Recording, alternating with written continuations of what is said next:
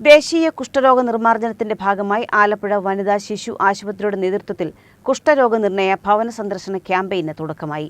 അശ്വമേധം 6.0 എന്ന പേരിൽ ഫെബ്രുവരി 12 വരെ ആശുപത്രിയുടെ പരിസരത്തുള്ള മുഴുവൻ വാർഡുകളിലും ക്യാമ്പയിൻ നടക്കും.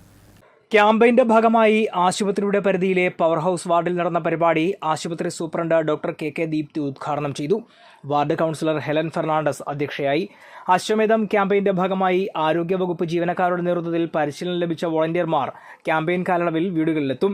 കുഷ്ഠരോഗ ബോധവൽക്കരണം, പ്രാഥമിക പരിശോധന, രോഗബാധിതർക്ക് വിദഗ്ധ പരിശോധന, ചികിത്സ എന്നിവയാണ് ക്യാമ്പയിന്റെ ലക്ഷ്യം.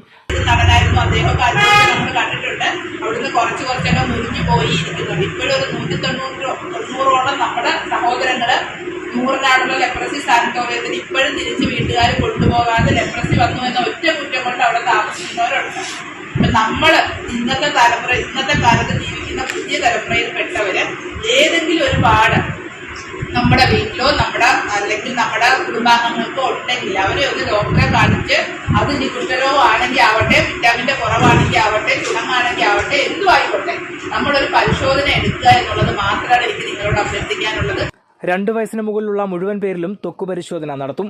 ജില്ലയിലെ മുഴുവൻ വീടുകളും അതിഥി തൊഴിലാളികളുടെ സ്ഥലങ്ങളും സന്ദർശിക്കും.